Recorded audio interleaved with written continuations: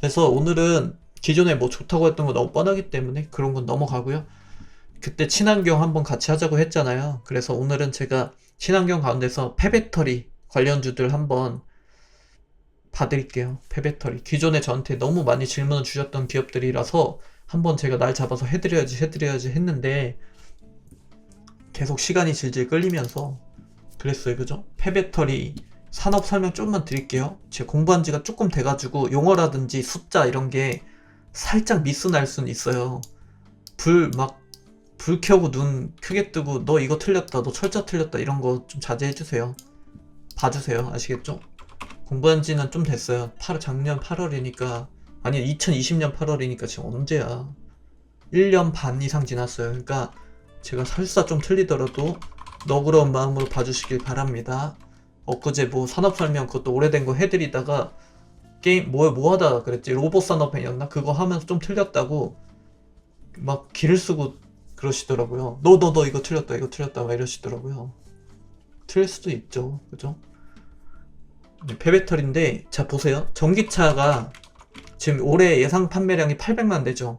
근데 앞으로 3년 후에는 그러니까 2025년까지 2,500만 대 예상한다고 하죠. 판매량이.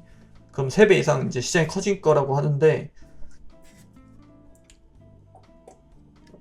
3배 이상 시장이 커질 거라고 하는데요. 전기차 판매량이 늘어나면 어떻게 됩니까? 그 배터리를 가지고 배터리의 70% 이상이 이제 뭐라 그래야 되지? 노쇠화가 되면은 성능이 만약 70% 이상 감소되면 더 이상 쓰지를 못하거든요. 그러면 그 나머지 잔량 30%에 대해서 어떻게 해야 됩니까? 뭐라도 쥐어짜내서 뽑아내야 될 거 아니에요. 그죠? 그래서 이제 폐배터리 재활용 시장에 대한 그런 기대감이 슬슬 피어난 게 1년 반 이상 됐어요. 폐배터리 얘기 나왔던 게 1년 반 이상 됐고 지금에 와서 다시 얘기를 좀 하고 있죠. 그 내용은 제가 좀만 이따 설명드릴게요. 자 보세요. 그러면은 이쪽 시장도 마찬가지. 폐배터리가 가려면 어떻게 해야 됩니까? 일단 전기차가 움직여야 돼요. 전기차 인프라가 다 깔린 후의 얘기입니다. 이것도 마찬가지로요. 지금은 아직 뭐 전기차가 사용화도 안 돼 있는데 폐배터리를 벌써 볼 게 있나? 근데 어쨌든 성장성이니까 그죠? 미리미리 공부해두면 좋잖아요. 내용을 알고 있으면은 막 이제 막 성장 테마 바꿔서 움직이기 직전에 매수할 수 있으니까 미리 공부는 해놔야 되겠죠. 그죠? 그래서 결국은 기대감, 성장성이라고 보는 건데, 요쪽 폐배터리 시장 쪽도 2030년이죠. 30년. 앞으로 한 10년 정도? 10년 주기로 해가지고, 최소한 지금보다 20배 이상 고속 성장할 것이다. 라는 얘기들이 많습니다. 저도 일부는 동의합니다. 일단 전기차 시장 자체를 전 2030년으로 보거든요. 기준점을. 그래서 그때쯤 되면은 이제 내연기관보다는 전기차 위주로 돌아갈 것이고 전 세계 시장 자체가 말도 안 되는 그러니까 통신망이 안 깔려 있는 뭐 아프리카라든지 뭐 혹은 뭐 동남아시아 일부 그리고 중남미를 제외하고는 대다수의 국가들에서 이제 전기차 위주로 통행을 시작할 거라고 보는 시점이 2030년이고요. 그 시점에 됐을 때 폐배터리 시장도 지금 기준으로 20배 이상 고속 성장할 것이다라는 의견에도 저도 동의하고 있습니다. 그래서 폐배터리 쪽은 기존에 이제 중국에서 지금 전력난이 좀 있었죠, 그죠? 탄소 배출 규제 같은 걸로 인해서 광물이라든지 히토류 생산 같은 걸 엄청 통제했었잖아요, 기존에. 그러면서 어떻게 됐어요? 원자재가 인상이 나왔죠. 원자재거든요.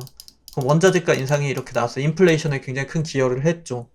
그래서 그걸로 코로나도 물론 이제 영향을 주긴 했죠. 이러면서 이 원자재에 대한 재활용에 대한 그런 얘기들이 이렇게 계속 지금 이어져 오고 있는 거예요. 오늘 이제 얘기하려는 게 이쪽인데 특히 지금 좀 전에 말씀드렸던 배터리가 있으면 이 배터리 가격의 70%를 양극재가 차지하거든요. 그래서 양극재 그 주 원료인 코발트가 있죠. 그죠? 요 코발트 가격이 올해 들어서만 해도 작년 기준으로 100%가 넘게 올랐어요. 2배 이상 올랐습니다. 그리고 여기에 들어간 리튬도 마찬가지예요. 리튬도 거의 3배 이상 올랐어요. 4배가량 올랐을 거예요. 아마 리튬은. 그래서 폐배터리에 대한 이제 그럼 배터리를 70% 이상 이제 성능이 저하됐을 때는 버려야 될 거 아니에요. 배터리는 그죠? 그랬을 때 이 폐배터리를 어떻게 활용하느냐에 따라서 두 가지 갈림길이 나오는데요. 재사용이 있고요. 그 다음에 재활용이 있어요. 비슷한 말인데 조금 다릅니다. 재사용 같은 경우는 다 쓴 폐배터리를 가지고 정비를 시켜가지고 뭐 예를 들면은 ESS 시장 같은 곳으로 돌려서 다시 쓰는 거 그게 재사용이고요. 그리고 재활용은 뭐냐면 그 안에 들어가 있는 리튬이라든지 뭐 코발트, 니켈 같은 게 있을 거잖아요. 그 자원들을 그 시설을 이용해 가지고 뽑아내는 거, 추출해 내는 거예요. 그래서 요 재활용 요쪽 시장이 앞으로 좀 그 가능성이 높은 시장입니다. 제가 그때 로봇 사업 할 때도 이쪽 서비스업 쪽으로 보세요. 이 기업 위주로만 보세요라고 딱 전달 드렸었잖아요. 그죠? 몇몇 기업을 찍었었잖아요. 마찬가지입니다. 폐배터리를 보실 거면은 이쪽 재활용 쪽으로 보시는 게 유리할 겁니다. 앞으로. 요거 체크해 두시고요. 그래서 아마 정부에서도 이쪽 시장에 대해서 유통 체계를 좀 만들어 줄 거예요. 앞으로. 그 밖에 이제 대기업에서 지금 컨소시엄이 나왔잖아요. LG화학, 그리고 NL솔루션이죠. 그리고 삼성 SDI, 그리고 SK 이노베이션, 그리고 하나 뭐였지? 현대차. 해가지고 주요 이 4대 기업이잖아요. 그 자동차 4대 기업인데 요 기업들이 이제 앞으로 이미 있는 M&A를 많이 할 거라고 보고 있고요. 그리고 정부 차원에서 지원도 많을 거라고 보고 있습니다. 정부 플러스 기업의 형태로 갈 가능성도 높아 보이고요. 이 폐배터리 시장 말씀드리는 거요. 그래서 일부를 좀 지원해주고 혹은 규제를 좀 풀어주고 센터를 짓게 해준다라든지 그런 식으로 서로가 이제 정부와 기업 간의 그런 어떤 뭐 윈윈이라고 해야 되나? 아무튼 윈윈할 수 있는 그런 구조들이 좀 나올 수 있다고 보고 있어요. 이쪽 산업 자체를요. 그래서 기업들, 주요 기업만 몇 개 살펴드릴게요. 아까 어떤 분이 쭉 나열해 주시던데요. 뻔하죠. 너무 뻔해서 그래요. 여기서 나올 수 있는 기업들이. MPC인데요.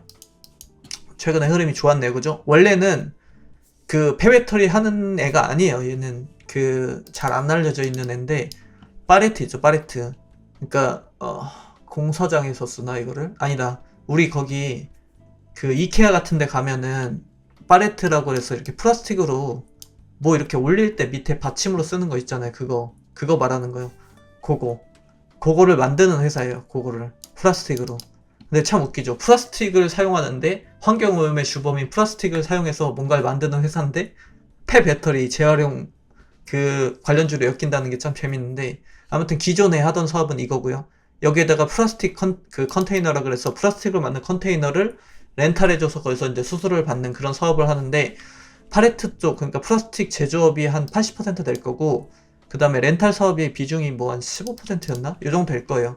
그래서 그 밖에 뭐 물류 기자재 같은 거 있죠. 뭐 의자, 책상 같은 거 플라스틱으로 만드는 거 뻔하잖아요. 그 뭔지 아시죠? 덜렁덜렁 거리는 거 그거 만드는 애예요.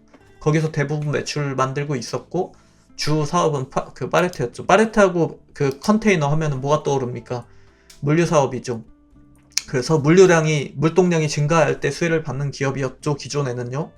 근데 물동량 최근에 굉장히 흐름 좋았잖아요. 그죠? 그 물류 대란 나오면서 엄청나게 수혜를 받았죠. 이 기업이. 그래서 물류 창고에서부터 시작해가지고 뭐 파레트 컨테이너 수요 요쪽 영향을 원래 주로 받던 기업인데 근데 이제 그 요번에 이제 폐배터리 사업이 나오면서 여기가 같이 그 관련주로 엮였죠. 현대 글로비스하고 전기차 배터리 그 용기를 공동 개발했던 기업이라서 그래요. 그것도 되게 오래된 이슈인데 그게 갑자기 부각이 된 것 뿐입니다. 그래서 그 배터리 용기라는 게 뭐냐면은 배터리를 만들어서 운송해야 될 거잖아요. 그죠? 완성된 배터리를 운송시켜야 되잖아요. 그죠? 그래서 그 운송 효율성을 높이기 위한 기술을 여기서 개발했어요. 그러면 현대 글로비스는 뭡니까?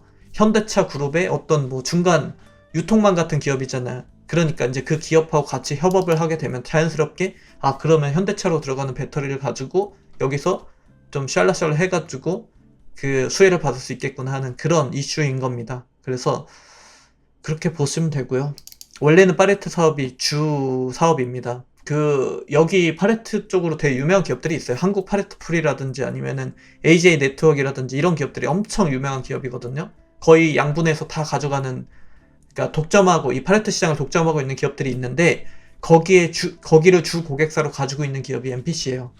그래서 파레트 전문 기업인데, 배터리 시장까지 같이, 지금 폐배터리 시장까지 같이 연결되어 있다고 보시면 되고요. 가장 중요한 게 뭐냐면은, 이거는 얘뿐이 아니라 폐배터리 사업, 그 산업 전체 제일 중요한 이슈가 뭐냐면, 작년 11월 달에 한국전지산업협회라는 곳이 있어요. 한전산이라고 할게요. 한국전지산업협회라는 곳이 있는데 여기서 이제 폐배터리 재사용에 대한 그 얼라이언스를 할 것이다라고 해가지고 거기 이제 주요 그 한 열 몇 개를 하고 있지? 15개인가? 15개에서 20개 사이인데 요 정도 기업이 이제 그 얼라이언스를 맺을 것이다라는 그런 내용들이 있었어요. 그래서 거기에 이제 들어가는 애들이 대표적으로 LG 에너지 솔루션, 그리고 SK 이노베이션, 현대차, 그리고 삼성 SDI, 요게 일단 다 들어가고요. 그리고 나머지 거점 기업들이 같이 들어갈 것이다라는 내용이 돌았거든요. 그 가운데서 폐배터리 사업도 분명히 그러니까 거점 센터를 만들 것인데, 그렇게 되면은 NPC가 그 가운데서 어느 정도 역할을 할 것이다라는 찌라시가 있긴 있었어요. 그래서 움직였을 거라고 보고 있는데, 그거는 뚜껑 까봐야 아는 거죠, 그죠? 그래서 그런 내용들의 찌라시로 인한 상승이라고 보고 있고요. 물론 뭐 배터리 용기인데 얘는 운송 그 기술인데, 참 저는 애매합니다. 그냥 모르겠어요, 잘. 이게 폐배터리 쪽으로 정확하게 엮여도 되는 건지 안 되는 건지에 대한 확신은 없지만, 어쨌든 운송 효율성을 높여줄 수 있다고는 하니까 관련 기업으로는 봐야 되겠죠. 그죠? 그렇게 보시면 되고요. 그리고 가장 저한테 질문을 많이 주셨던 거죠. 그 배터리 관련주 가운데서, 폐배터리 관련주 가운데서 저를 여러 차례 계속 그 재무 한 번만 보고 갈게요. 한 번만 체크해 볼게요.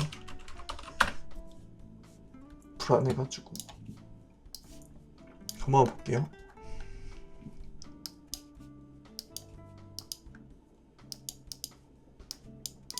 (80점) 80점입니다. NPC는 한 80점 정도 줄 수 있네요. 아직 맥락 없진 않네요. 그리고